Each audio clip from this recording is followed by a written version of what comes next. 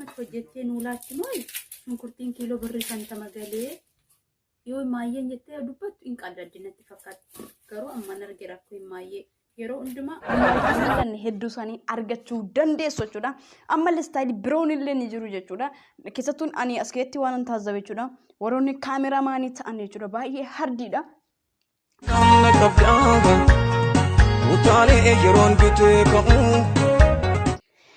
Nagaa fi araarri jaalalli waaqayyoo isiniif haa baay'atu. Akkam jirtu hordoftoonni Saaroon Tuubii jalatti kan argamtan biyya keessaa fi biyya alaa anis nagaadha waaqayyoof haa galatu. Guyyaa irraa kan immoo viidiyoo riyaakshiniidha kanan qabadhe isiniif dhufe jechuudha. Akka itti bohaartan akkasumas immoo dhaqxanii akka maatii taatanii jajjabeessan ijoollee sana jechuudha. Innis chaayinaayii lamadha. Oromoo piraank ijoollee reef lafaa dhufoo piraank eegalanii fi akkasumas immoo Orotube 44 irratti viidiyoo hojjedhee jira jechuudha. Kanaaf iyyuu viidiyoo isaaniitiin hin bohaarra. Akkasumas immoo barumsa qaba jechuudha. Kan akkasumaan miti. Yoo ati kalaa sirriirra waa tokko hubattee sirrii mata'ee siif ifa. Yoo jallina rufatte garuu jallinuma siif ta'a. Short dhibba keessaa dhibbatte jechuudha. Fagoo barbaacha naannoo jechuudha.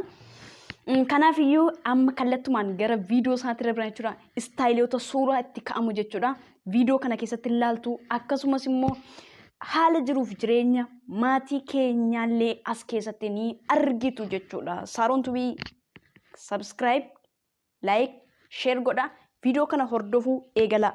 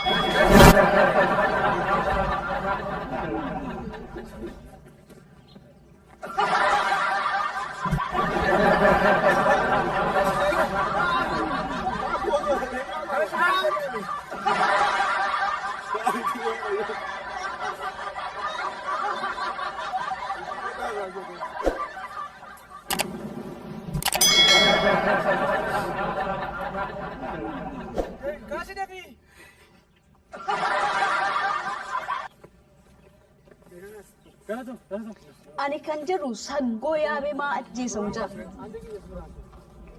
Saggoo yaabee maa ajjeesamu jira. Istaayilii barbaadan jechuudha.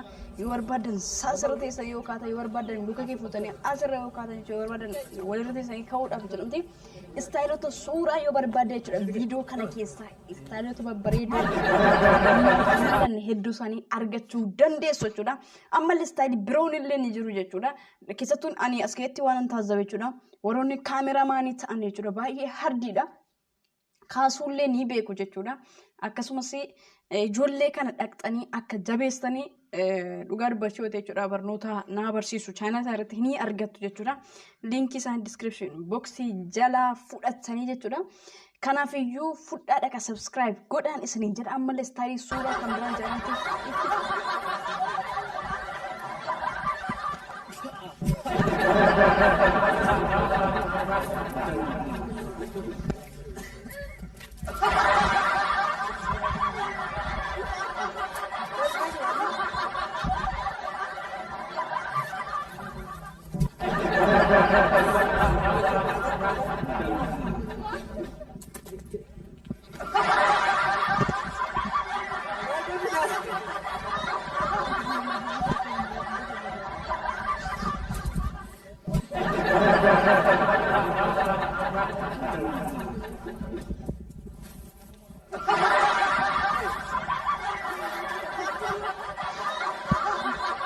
ani as keessatti jechuudha waan an taasise mucayyoon qomaa cittee natti fakkaata. Qomaa cittee jechuun gadi jettee qomaa asii cittee jedhama. Kanaaf suuraa kaasuutti ulfaate haa ta'u istaayilii isaanii akka nama dibichaaf yookiis immoo sangaaf sangaa wal boratu dirgim godhanii wal boratan jechuudha. Istaayilii bara keenya kana uffanni tokko waliin tarsee gadi dhufudha. Yookiis qullaa asiin qullaa ta'e jalli immoo shaffana yookiin jalli qullaa ta'e irri shaffanama. Faashinii sana suurota akka kanatti yoo ka'u barbaadan jedhanii ijoolleen tun fidanii dhufanii jiru jechuudha. Kanaaf iyyuu baay'ee nama kofalchiisu, nama bohaarsu, nama barsiisas jechuudha. Maaliif barri keenya tuni bara galagaltoodha. Bara addunyaan itti goolabamuu geesse jala jira natti fakkaata jechuudha. Akka yaada tiyyatti. Maaliif wanti hundumti isaayyuu faallaa ta'aa jira jechuudha. Faallaadha. Faallaa uumaadha kan deemamaa jiru jechuudha.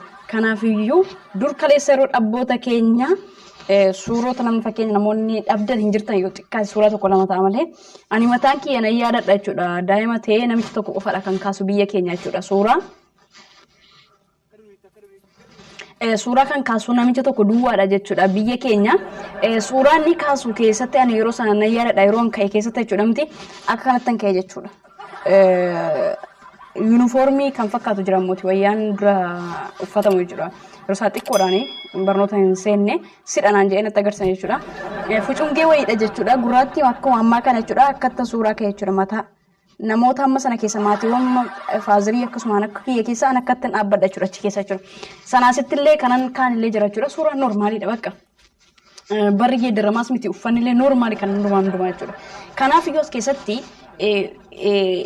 istaayilota akkasumas wantoota amma yeroo hedduu bareedaadha jedhanii sirriidha jedhanii istaayilii fiduuf jecha sooshaal miidiyaaf jecha namoonni wantoota garaagaraadha kan isaan akshinii isaanii fi gochaa hedduu agarsiisaa oolu jechuudha. Kanaaf maal barnoota ta'a diraamaan tun yookiin piraankiin kun jechuudha. Amma piraankii haa ta'u malee ergaa dabarsaniiru kana kan namatti tolu kan nama barsiisu jechuudha. Kan akkasuma waliin mari'atanii akkasuma boca sana miti inni nama barsiisu hangas mara jechuudha. Namoota tokko tokko barsiisuu danda'an akka kootti nama fayyadullee jechuudha. Qalbiin kiyya illee hawwatee ilaalu. Kanaaf piraankii kana viidiyoon itti aanumoo baay'ee isin kofalchiisa ittis bohaartu jedheeni amana jechuudha. Viidiyichi maal yoo jettan immoo jechuudha. Warri jaarsi keessan quufee gala bum bum isinitti jedhu jechuudha. Kanaaf eessa fidde maalidha viidiyoo sun yoo jettan immoo jechuudha. Amma waliin ilaalla jechuudha. Viidiyoo sana baay'een kolfisi irraas immoo barumsa ta'a jechuudha. Kanaaf nama 55 jedha. Birri diddaa waan hambitu dhabeen gabaa oolee gale. Ani immoo abbaa jedhan boodannaa inni dhufe ani imaayyee yaade. Wantoota yoo jiraate as kennu achumaan gabaa baheetani achumaan warra du'aa san gahee deebi'a. Haati keessan kunis maali idduma deemtee tafti. Ijoolleen kophaadhaa abbaa manaa hojjettee yaaddu maanni qe'ee warraa torbee tokko taa'u jechuun. Meequu fiyyaa sanis as kennu. Durii akkanumatti hojjettee nuu laatti mooyi shunkurtiin kiiloo birrii 50 galee yoo maayyeen jettee dubbattu hin qal'addinatti fakkaatti. Garuu amma narge rakkoo hin maayyee. Yeroo hundumaa shiroo duwwaa nuuf hojjetti shunkurtii tokkittiitti goote himmaayyee maa shunkurtiitti hin baay'istuu akka nama biraatti yoon jedhuun yaanta lakkoo akkuma humna keenyaatti bullaa wanti hundiyyuu humna ofiitiin bulamaa humna ofiitiin olitti hin ta'amuu naan jetta yoo ishiin akkas naan jettu qal'inatti fakkaata torbee tokkitti ishiin manaa baate waan hojjedhe abbaayyeetti kennu wallaale himmaayyeen eessumaa fiddee nyaata akkasitti nuu laachaa turte ani hin beeku himmaayyeen maal hojjetti ani waan hojjedhu wallaale. Abbaayee yeroo hundumaa shiroo kennuuf hin siqiqa.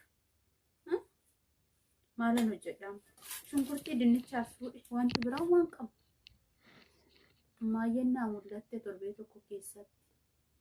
Yoom dhuftaa laata ani si yaada.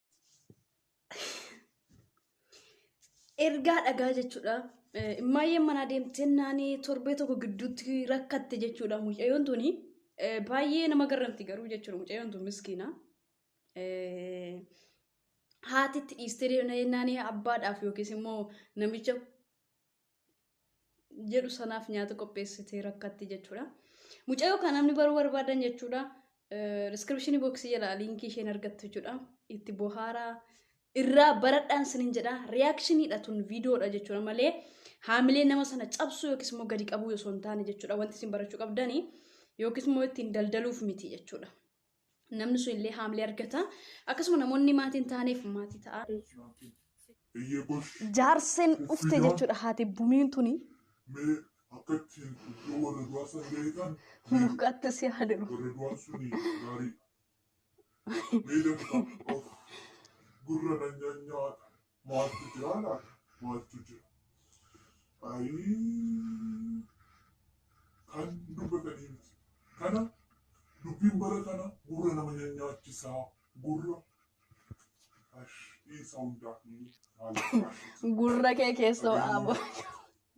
mee Gurra kee keessoo mukaa qabu. Deemi mucaarraa. Maa mucaa mana keessatti rakkisee maa mucaa mana keessatti dhiphisaree. Akkasidha miskiina oroo koo danda'i.